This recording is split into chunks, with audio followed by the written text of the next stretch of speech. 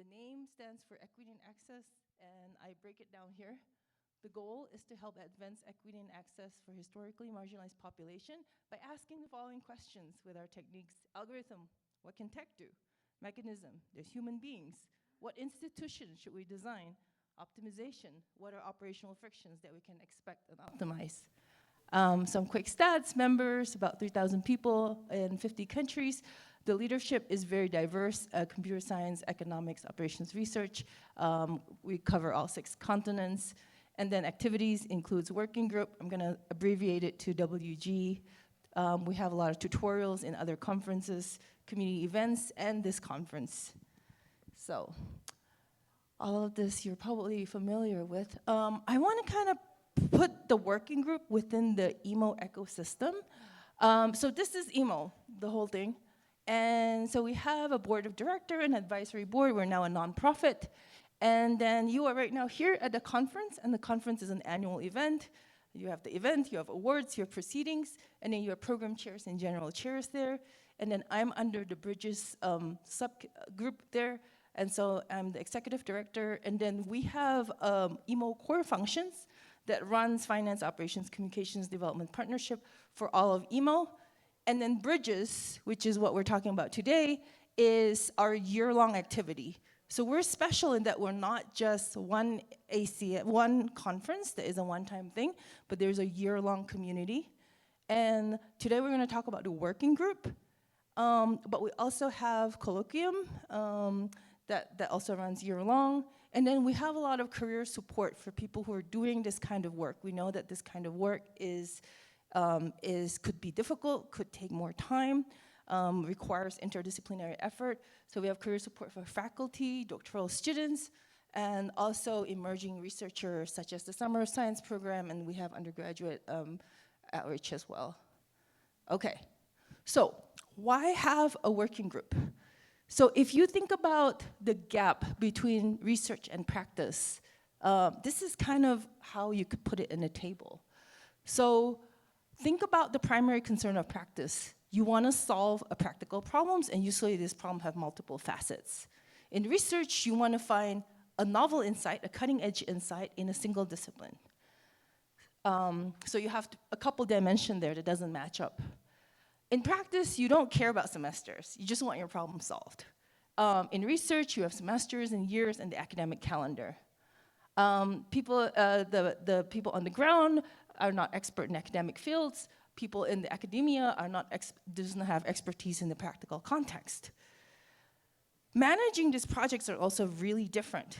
So if you think about things on the ground, you have iterative project management. You discover a problem at every iteration, and then you have changing dynamics. The community might change, the policies might change, the partners might change. In research, it's more like you have a plan, you execute it, you have a deadline, you have a paper, a due date or something like that, and then you try to hit that. So working groups fill the gap here between research and practice. We acknowledge the differences in expertise, and so we try to build a diverse team. We acknowledge the difference in the timeline. So we create a structure where you can produce short-term outputs within a semester, but you have an infrastructure that maintains long-term relationships. And so within that structure, you can have projects that are more linear, short-term, and then you can change objectives every semester and then in that way achieve this. So hopefully that gives you kind of an idea about why we have working groups. Just the orange, so this is sort of like the cycle of engaged research. And then the orange lines kind of show you where the working group sits. So you have a practical problem, and then you have to go from that practical problem to something that you can do research on. So you have a problem formulation stage. And in this problem formulation stage, EAAMO working groups invite and recruit diverse members. We have a large membership, and then we actually even go out and get people who we think would be really valuable for the working group. The working group brings in computer science, econ, operations research, other humanities, social science fields, and people with practical expertise. And then this is a semester-long guided conversation. It's usually every 2 weeks, even though some have different cadence. And then in this meeting, people who are really different will develop a common framework or common language. Like, what are we talking about? How do we use these terms? And then come up with a common objective. And usually by then, the semester ends. So you get to this point when you have a research plan, and then you say, okay, let's do it. So what are these plans? It could be plans for writing a position paper. It could be plans for like a whole research project and who is going to do research, so you get a new research team. It could be plans for grants, applying for grants, workshops in our conference or other conferences, or even like accessible pieces like blogs or videos. People execute the plan sometimes within the working group and sometimes outside of the working group. There have been research groups that take it into standard academic labs, but with a different configuration of researchers. Or it could be a summer like the conversations with practitioners, like a summer meeting where they finish writing a paper and they submit it to EAAMO. And then you have your output here. And the output can be disseminated through academic dissemination, so this conference, for example, or other conferences. We're in FACT, we're in WINE, we're in EC, and many other conferences. And then this can be input back into the working group. And that creates continuity between the semesters. We're also working on our non-academic dissemination. We're working hard on creating a lot of non-academic partnerships, both as members and as partners. And actually, our core function now has a non-academic dissemination role. So you can take the solutions that you have and bring it to the core functions and say, hey, I have something that I would like to disseminate outwards. Also colloquium, which Felipe is organizing. But this is sort of the cycle and where the working group sits. Okay. So with that, I'm going to pass this on to our working group. So we're gonna have short 3-minute presentations from conversations with practitioner, Kristen, and equity and justice for indigenous communities in America would be Edna, and then decolonization of STEM is Kenya, and then we're gonna switch over to Zoom and have another 4 groups present. So thank you very much. I hand this to Kristen.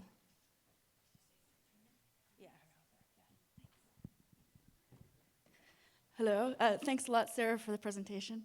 And thanks for everything you've been doing for EAAMO this last year and shaping that ecosystem. It looks great. Can we move to the next slide? Oh, I can do it here? I didn't actually use this last time, so I don't know how. Down? Yeah, so I am one of the organizers of Conversations with Practitioners. There's another co-organizer, Mackenzie Jorgensen.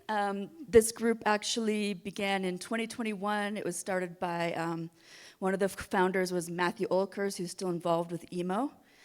So I'll talk about sort of the original structure of the group, and then if you hear from my presentation yesterday, you probably heard a bit about like kind of the new structure for this year.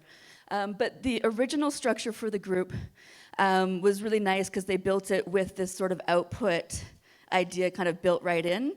So the idea is that each member of the group would take turns leading a conversation with a different practitioner, and they purposely use this idea of like conversation as more of like a easy entryway for just like, let's talk to the practitioner, and really with the goal of hearing the practitioner's story about what they do in their day-to-day, what their needs are, et cetera. Not even necessarily needing to tie it to technology, but like maybe bringing it around to some of that in some ways if it came up. And then the interesting thing is that after leading an interview, that group member would then be expected to write a blog post that essentially sort of summarized or synthesized what was told in the conversation. And this blog post was really meant to be from the practitioner's perspective specifically, using lots of quotes from the conversation and really just sort of highlighting the messages they were trying to get across. And then last year, so sort of in the 2023-2024 time, we ended up putting together this EAAMO paper that was presented here yesterday. And this paper is essentially came from wanting to, after doing this for 2 or 3 years, these conversations, wanting to sort of stop and think about like, what did we really learn after all this time?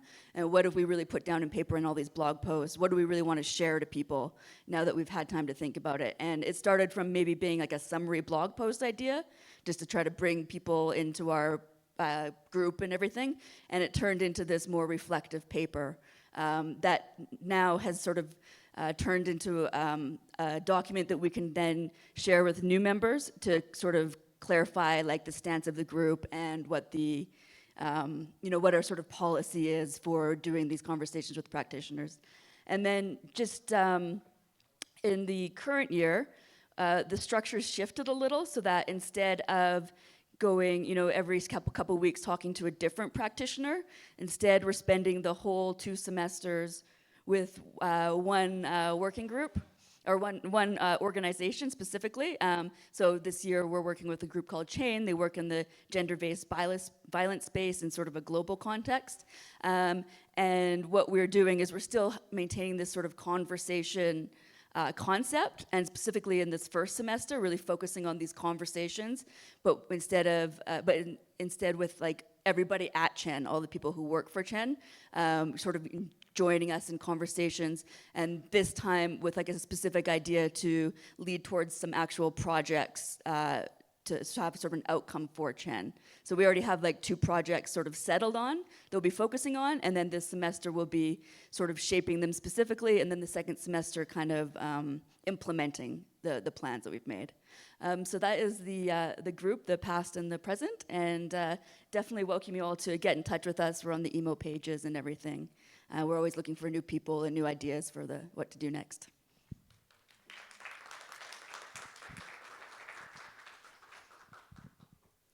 I'm not sure who's next. Edna?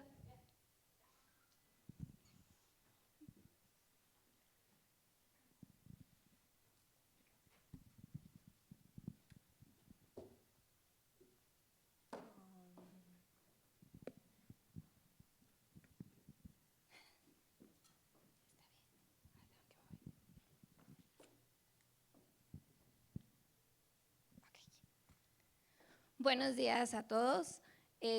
Hoy les vengo a platicar acerca de nuestro grupo de trabajo, que es EAAMO, Equidad, Justicia en Comunidades Indígenas en las Américas.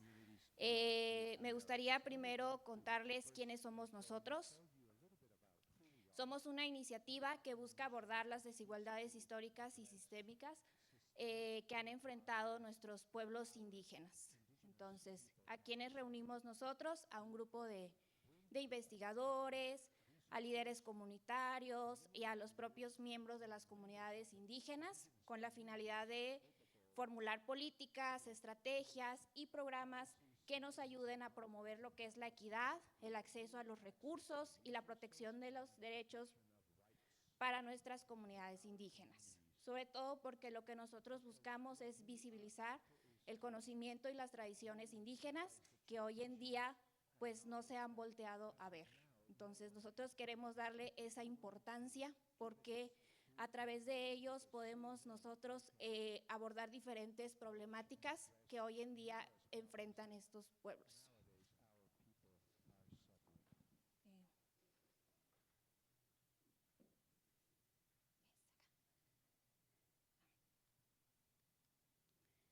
¿Y cuál es nuestro objetivo de trabajo?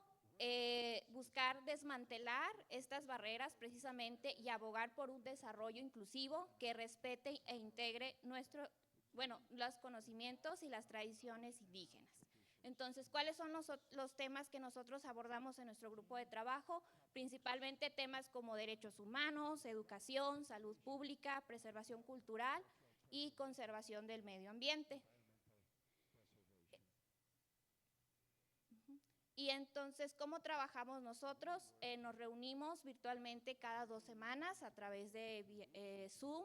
En las reuniones nosotros compartimos las ideas y los proyectos que aborden principalmente pues, las problemáticas de las comunidades indígenas. Entonces, a veces también tenemos invitadas que nos dan las charlas y temas que son de interés para todas las que integran este grupo de trabajo.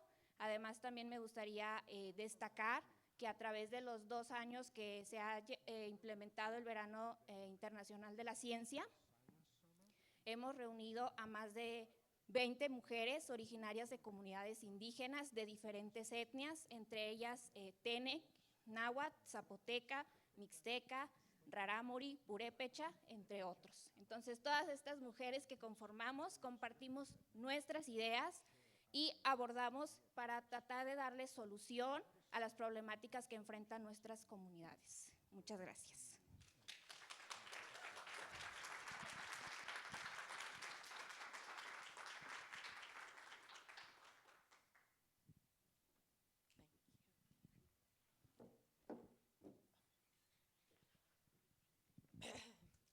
Hello, everybody. My name is Kenya. Sorry, I'm trying to figure out. Okay, cool. So we are a new working group. We were designed to try to see if we can develop some curriculum from a decolonized approach. And particularly, we focus on how we can reshape STEM such that we dismantle rather than reinforce systems of power and oppression that often marginalize people that are already marginalized. There are several instances of this in education, particularly in algorithm design and in the fairness community. So we are trying to really center perspectives, knowledge, and experiences of historically marginalized people so that we have awareness when we're designing and can influence STEM curriculum in general.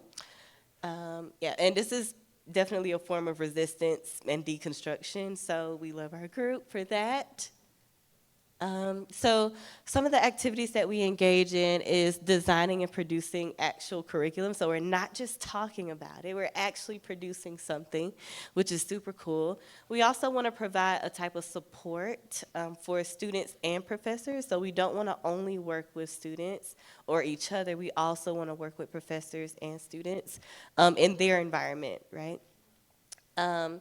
And we are hoping to produce some high quality research in the future. We just started, so we don't have anything yet. And we also just engage in meaningful discussions. So if you love talking about education and STEM curriculum, then this is the perfect place for you. Hope you'll join us next semester. We just started in May, and then we took a big break, but we've engaged in quite a few things since then. We were very active in recruiting people who are actually practitioners and researchers in STEM education, and very intentional about who those members would be. So we've recruited people into EAAMO, which is a part of the pipeline that Sarah was just mentioning. And then we moved on to developing common language, which was also the next step in the pipeline. So we gathered like some key terms that we plan to use for ourselves, but also that we plan to disseminate to our practitioners, professors, and students. And we also are going to use that to inform our curriculum. Lastly, we have so far developed some curriculum set for a gap analysis that we plan to produce this semester. We are calling all the professors in the room to please submit some curriculum to us. My email is right there, but we really need some curriculum to show what great examples are, what bad examples are. If you know some things, then please share them. And then next semester, we're hoping to create one distributable course. So yeah, we would love if you could help us do that. Thank you.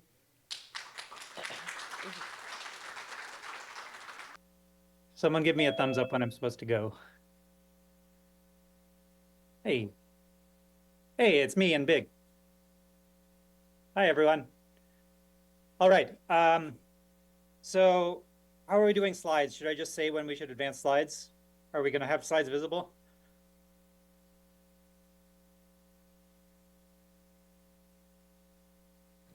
Sam, can you share your slides on Zoom? Yeah. Yes, I'd be happy to do that. Thank you. Yeah. Well, I would if you would enable sharing.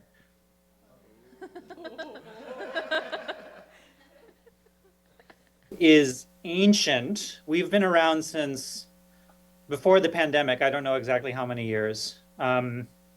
So the inequality group runs every other week, more or less as sort of a combination between like a reading group and a research group, and maybe a seminar series. So we bring in outside speakers, we discuss papers that we think are interesting, and we have members present their own research. And the main goal of the group is really to support the existing research of the members to help them do their work in a more informed, thoughtful, practically relevant way. So the focus of the group, the topic that we are most interested in, is really economic inequality. But economic inequality is a very large topic. So this really allows us to touch on all sorts of things, from like the design of government benefits programs, like income subsidies or housing programs, to larger temporally interesting questions like the perpetuation of inequality across generations, also things like the philosophical underpinnings of economics or algorithmic fairness, as well as some of the questions that I think everyone in EAAMO is interested in, like gaps between academic work and policy. So the group is, I would say, like maybe 50% of us have computer science backgrounds of some form, but we're really diverse beyond computer science. We have economists, we have operations researchers, folks from information sciences, statistics, sociology, and consequently, the members of the group in their own research apply a broad range of methodologies, everything from theoretical computer science to statistics, to applied machine learning, to more empirical or sort of social scientific approaches. On the slides, I have a few exemplary projects, some citations that you could dig into, but I can just tell you about a couple of projects off the cuff, since that's what we're doing. So we've got projects where members have used techniques from machine learning to think about targeting of things like eviction relief interventions. We've had people who study things like the interesting sort of unique statistical problems related to nudging for benefits programs. So what happens when you send someone a text message to suggest that they sign up for a benefit program they're eligible for? We have much more theoretical work studying the design of mechanisms for these kinds of problems. So it's a really diverse, really sort of intellectually rich group that I've enjoyed organizing. And if this sounds like it might be something you'd be interested in joining, well, I guess you know where to look. So thanks.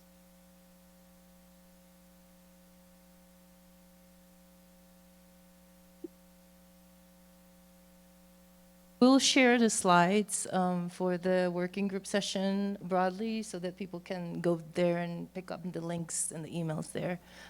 So let's go to our next group. Okay, I'm here. Can you guys, should I go? Thank you. Yeah. Okay, so hi everyone, I'm Gabriel. I'm an organizer of the Urban Data Science Working Group at EAAMO, alongside Matt Franke and Jenna Gosiak. So if the Inequality Working Group was the ancient working group at EAAMO, we are one of the most recent ones. We just started out this semester.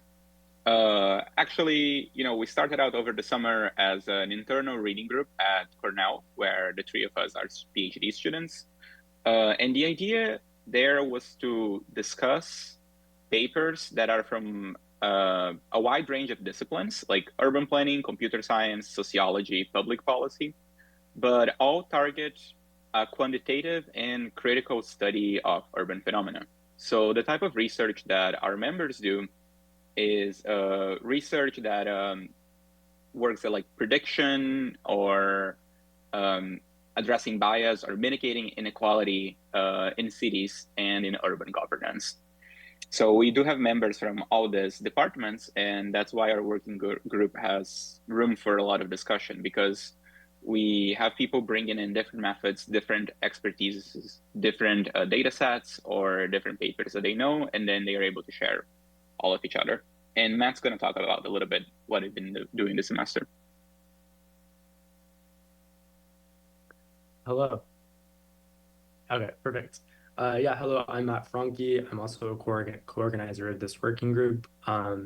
As Gabrielle said, we are very new, so a lot of this is kind of somewhat ad hoc at this point, but we adhere to the bi-weekly remote on Zoom meetings. One of our first activities was to actually kind of come up with that common linguistic framework that Sarah talked about, kind of defining what we mean by urban data science. From there, we invite speakers, we read papers from these speakers.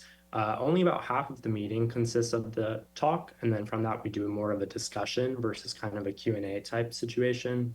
And then also, we've been pursuing activities kind of towards doing an empirical research project. So most recently, this was having people submit dream abstracts using a Strava mobility data set. So this is kind of like a large scale data set where people upload their leisure running and walking trips, as well as cycling. So we're very new, but kind of our long-term goals include fostering community beyond the meetings.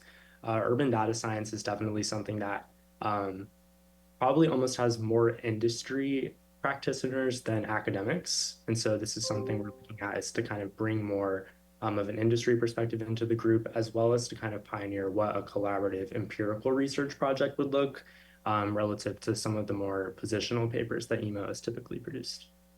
Thank you.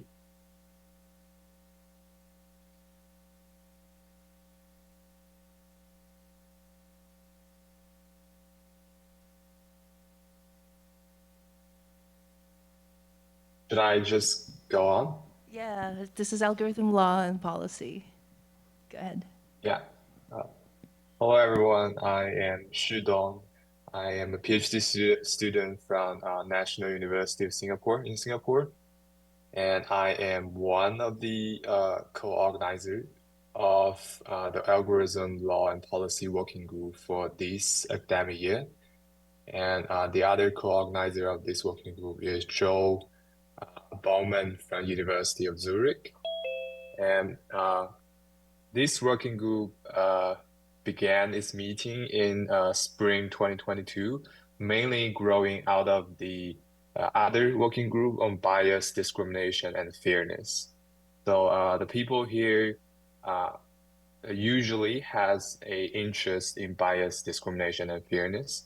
But after meeting for one semester, we find we are more interested in the intersection of algorithmic or AI systems and law and policies.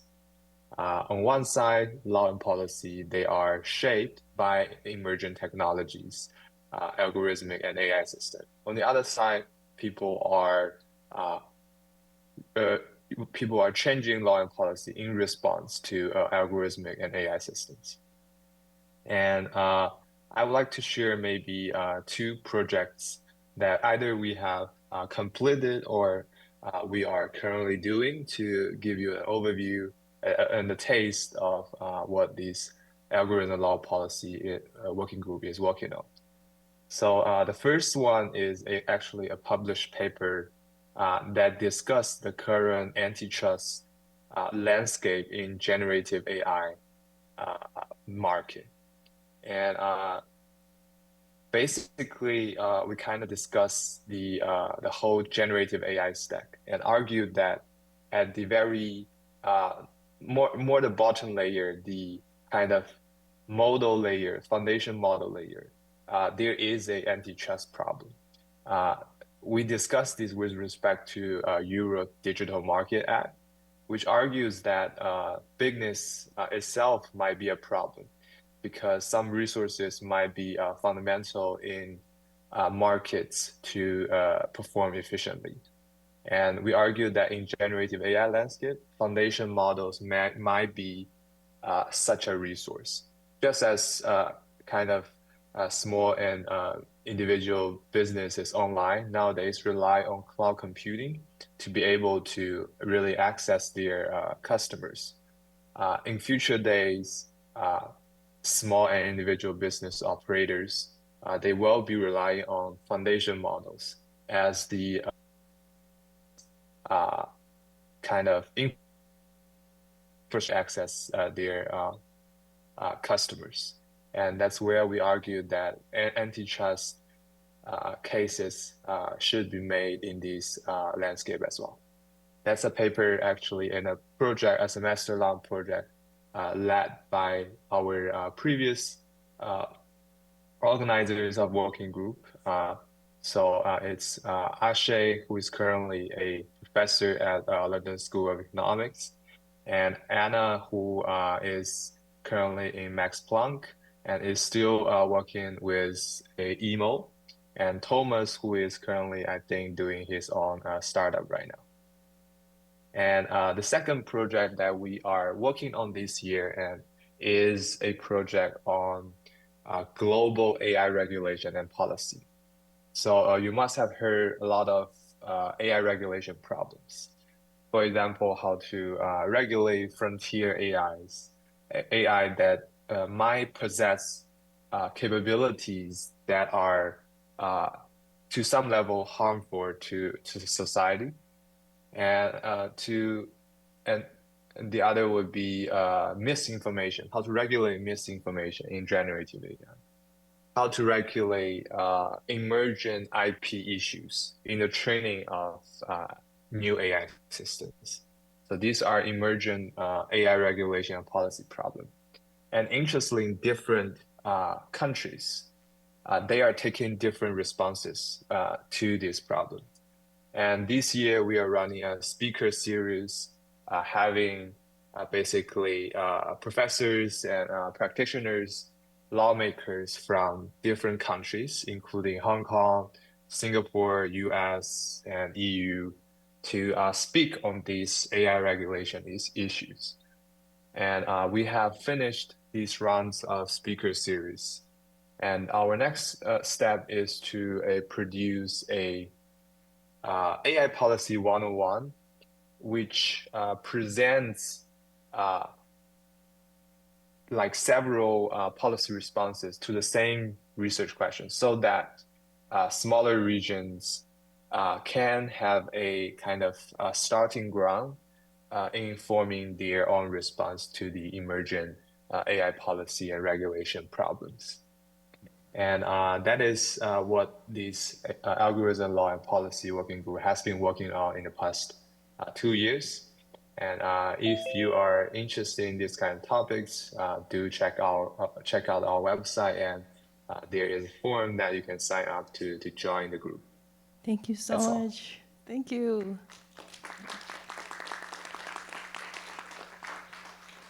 And last, we have our environmental working group. Yes. Hi.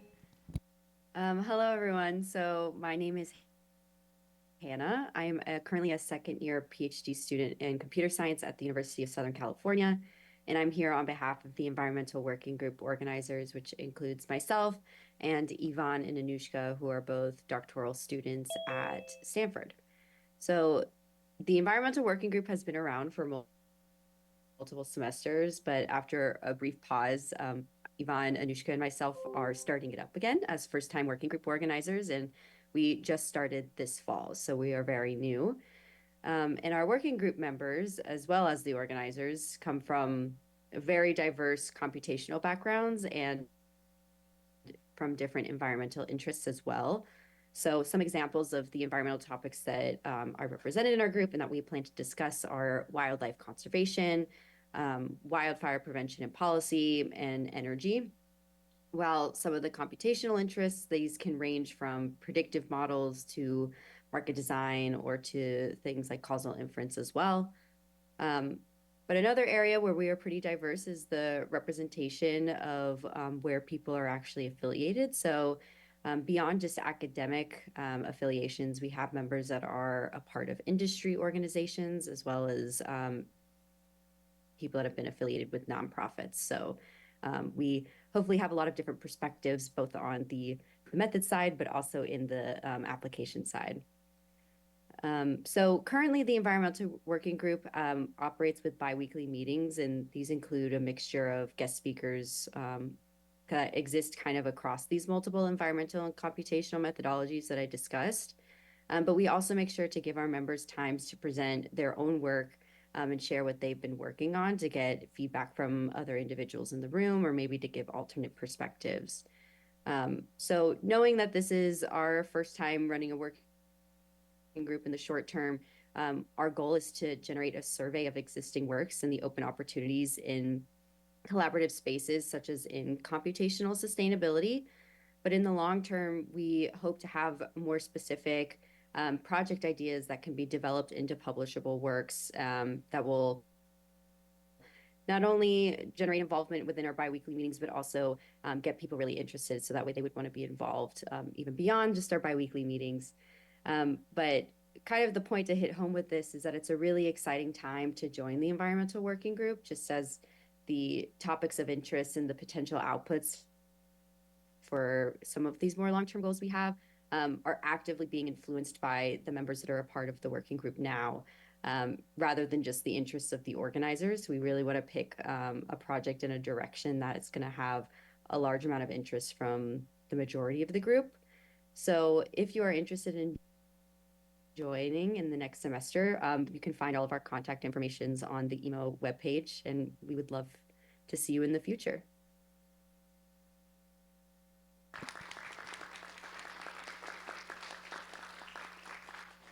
Thank you to all the working group leaders. I don't know if I can switch the slides back to our slides, but also in the interest of time, we have a, oh, it's closed. That's okay.